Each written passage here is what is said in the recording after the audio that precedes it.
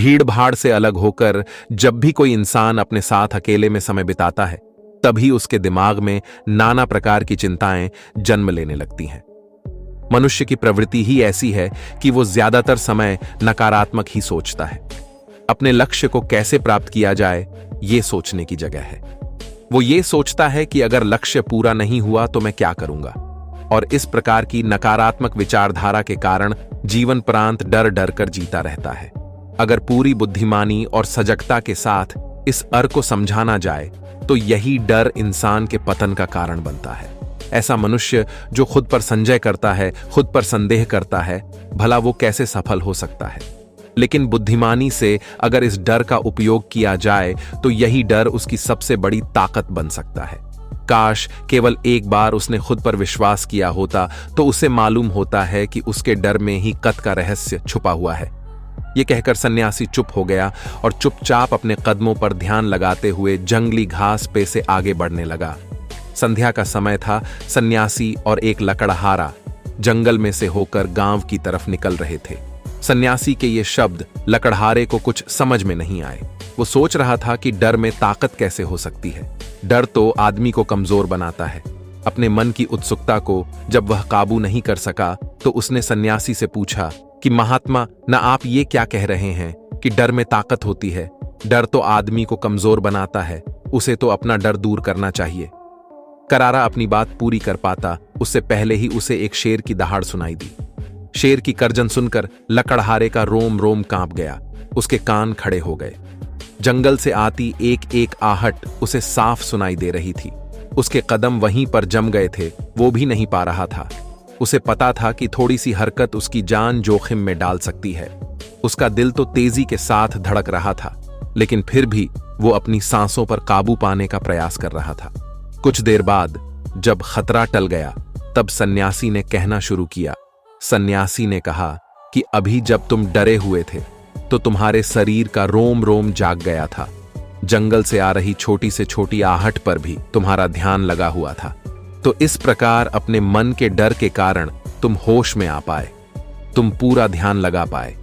इससे पहले जब तक तुम्हें शेर की दहाड़ सुनाई नहीं दी थी तब तक तुम अपने विचारों में खोए हुए थे। लेकिन जैसे ही तुम्हें शेर की दहाड़ सुनाई दी वैसे ही तुम्हारे सारे विचार गायब होकर हम वर्तमान में उपस्थित हो गए थे। यदि तुम्हें अभी शेर से बचकर भागना होता या फिर उससे लड़ना होता तो तुम्हें अपने शरीर की वो क्षमता देखने को मिलती जो आज तक जीवन में तुमने खुद भी महसूस नहीं की होगी। जब कोई कुत्ता तुम्हारे पीछे दौड़ता है उस समय तुम्हारी जो रफ्तार होती है वो तुम्हारी आम जिंदगी से कहीं ज्यादा होती है। साधारण जीवन में तुम इतने तेज नहीं दौड़ पाओगे जितना कि एक कुत्ते के सामने दौड़ पाओगे। ये ताकत या कहें कि हमारे शरीर की क्षमता अभी देखने को मिलती है। जब हमारा मन डर में होता है, किसी डरावनी परिस्थिति में, हमारा मस्तिष्क और हमारा शरीर अपने उच्चतम श्रेणी में काम करता है।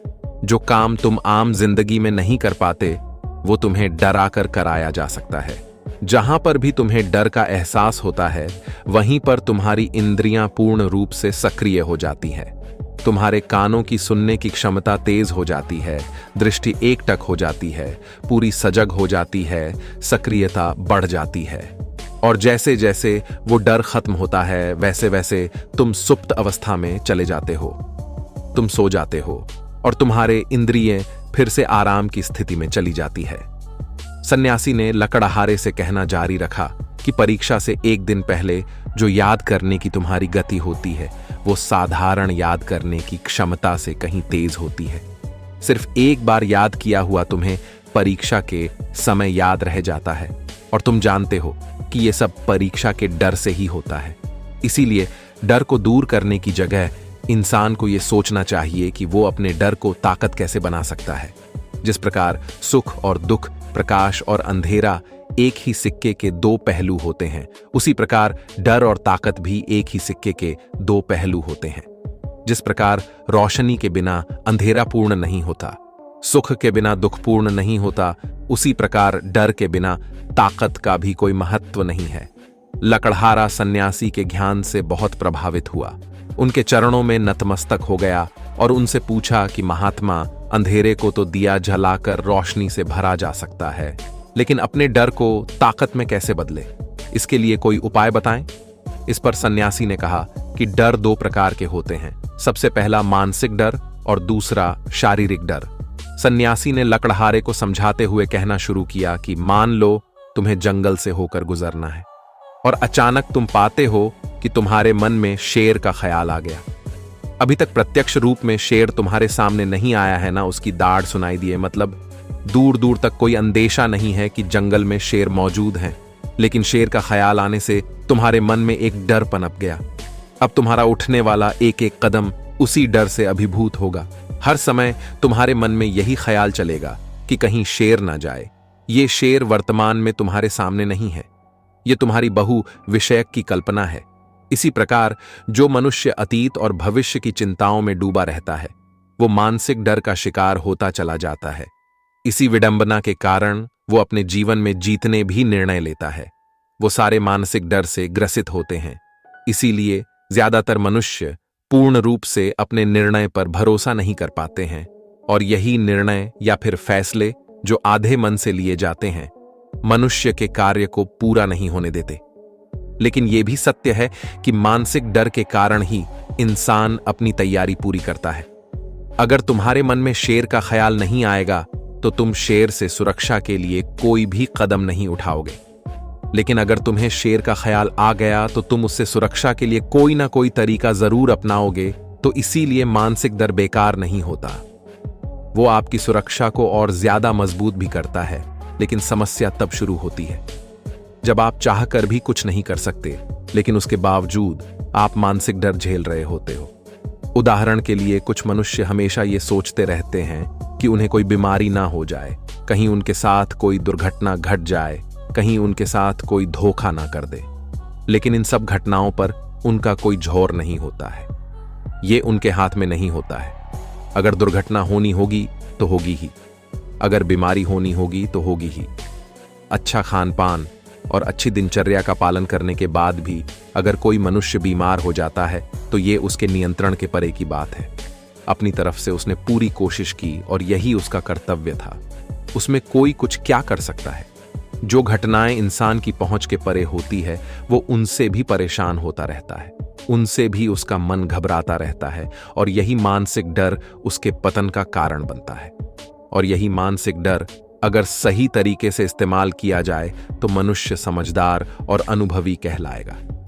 जो इंसान ये सोचता है कि कांटे सिर्फ दर्द देने के लिए ही बने हैं, वो ये भूल जाता है कि कांटे ही फूलों की रक्षा करते हैं। इसी प्रकार एक ज्ञानी मनुष्य किसी भी चीज का उपयोग अपने सकारात्मक तरीके से कर सकता है, लेकिन एक अज्ञानी मनुष्य है अपनी अज्ञानता वश उन चीजों को भी छोड़ देता है जो उसके लिए उपयोगी होती है। विवेकशील मनुष्य फेंके गए पत्थरों का भी महल खड़ा कर लेता है, लेकिन एक वैज्ञानिक मनुष्य उन पत्थरों को दूसरों पर फेंकता रहता है। अगर किसी मनुष्य को अपने मानसिक डर को ताकत में बदलना है तो उसके कुछ नियम हैं, कुछ उपाय है। सबसे पहला उपाय, अपने विचारों का निरीक्षण। अगर हम अपने जीवन में अपने विचारों का निरीक्षण करेंगे तो हम पाएंगे कि ज्यादातर विचार हमारे काल्पनिक होते हैं और इसीलिए जो डर उन विचारों के कारण पनपता है वो भी काल्पनिक होता है। ज्यादा सोचने वाले लोगों को जब सोचने के लिए कुछ नहीं मिलता तो वो निरर्थक बातों के बारे में सोचने लगते हैं और वो बेकार के विचार उसे तो परेशान करते ही हैं, साथ के साथ उसके परिजनों को, उसके सगे संबंधियों को भी परेशान करते हैं। इसीलिए ज्यादा सोचने वाले लोगों को यह समझना चाहिए कि मन में उठ रहे तमाम विचारों से काम के विचार कौन से हैं और बेकार के विचार कौन से हैं। जो निरर्थक विचार हो उन्हें दूर करते जाओ और जो सार्थक विचार हो उनको गहराई से सोचना शुरू करो, तभी तुम्हारी समस्याओं के, तुम्हारी उलझनों के उपाय निकलेंगे। मानसिक डर को दूर करने का दूसरा उपाय है उसका सामना करना। इसका मतलब यह नहीं है कि तुम शेर के सामने जाकर खड़े हो जाओ, बल्कि इसका मतलब यह है कि पूर्ण सुरक्षा के साथ तुम जंगल में जा रहे हो। यदि जंगल में ना बहुत आवश्यक है तो तुम शेर के डर से अपने घर पर नहीं बैठ सकते हो। इसी प्रकार मनुष्य के जीवन में बहुत सारे डर होते हैं, जैसे कि परीक्षा का डर, लक्ष्य ना पाने का डर, झूठ बोलने का डर, सच के पता लग जाने का डर, अपनों को खो देने का डर, दुर्घटना हो जाने का डर। लेकिन जैसे जैसे समय के साथ इन डरों का सामना किया जाता है वैसे वैसे ये डर जीवन से दूर होते चले जाते हैं। अगर तुम इनसे बचने का प्रयास करते हो तो ये जीवन भर तुम्हें सताते रहेंगे। ये तभी दूर हो सकते हैं जब तुम इनका सामना करो। कुछ लोगों को तो दूसरों के सामने खुलकर बात करने में भी डर लगता है। ऐसे लोगों को अनजान लोगों से बात करनी चाहिए। जितना ही वो लोगों से बात करेंगे उतना ही उनके मन का डर दूर होता जाएगा। मानसिक डर को ताकत में बदलने का तीसरा उपाय है अपने डर को स्वीकार करना। बहुत से लोग अपने जीवन में अपने डर को स्वीकार ही नहीं कर पाते। अगर आप उनसे पूछेंगे कि उन्हें किस चीज से डर लगता है तो वह साफ इनकार कर देंगे कि उन्हें किसी चीज से कोई डर नहीं लगता। लेकिन दूसरों की नजरों में ऊंचा उठने के लिए यह झूठ उन्हें बहुत महंगा पड़ता है। अगर वो अपने डर को स्वीकार करना नहीं सीखेंगे तो वो जीवन पर्यंत उस डर से मुक्त नहीं हो पाएंगे। इसीलिए समझदारी इसी में है कि अपने डर को स्वीकार कर लिया जाए। अगर आपको किसी चीज से डर लगता है तो किसी से शर्माने की या झिझकने की जरूरत नहीं है। हर मनुष्य को, हर इंसान को किसी न किसी चीज से डर लगता ही है और आप पाएंगे कि जैसे ही आप अपने डर को स्वीकार करते हैं वैसे ही आपका डर खत्म होना शुरू हो जाता है। और जितना ही आप अपने डर को छुपाने की कोशिश करेंगे आपका डर उतना ही मजबूत होता चला जाता है। ये सारे तरीके तुम्हारे मानसिक डर को दर कर सकते हैं, लेकिन शारीरिक डर को दूर करने के लिए तुम्हें दूसरे तरीके अपनाने होंगे। सबसे पहले यह समझो कि शारीरिक डर कौन सा होता है। मान लो तुम किसी जंगल से गुजर रहे हो और अचानक तुम्हारे सामने शेर आ जाता है। तुमने पहले नहीं सोचा था कि शेर तुम्हारे सामने आ सकता है, लेकिन जब वो तुम्हारे सामने आता है तो तुम्हारी सारी शारीरिक गतिविधि या शिथिल हो जाती है। तुम्हारी सांसें अटक जाती हैं, मस्तिष्क काम करना बंद कर देता है और तुम्हारा दिल तेजी के साथ धड़कने लगता है। तो इसीलिए जब बिन सोची बात हमारे साथ घटित होती है तो हमारा शरीर उस डर को महसूस कर पाता है और वही शारीरिक डर कहलाता है। ऐसे समय में शारीरिक डर को दूर करने के कुछ उपाय हैं, कुछ तरीके हैं। सबसे पहला उपाय तो यही है कि अपने ऊपर संयम रखें। जब किसी मनुष्य के साथ बिन सोची बात घटती है तो सबसे पहले उसका संयम टूट जाता है और संयम टूटने के साथ उसका मस्तिष्क काम करना बंद कर देता है और इसी वजह से सोचने और समझने की प्रक्रिया भी रुक जाती है, क्योंकि हमारा शरीर उसी प्रकार कार्य करेगा। इस प्रकार हमारा मस्तिष्क उसे निर्देश देगा।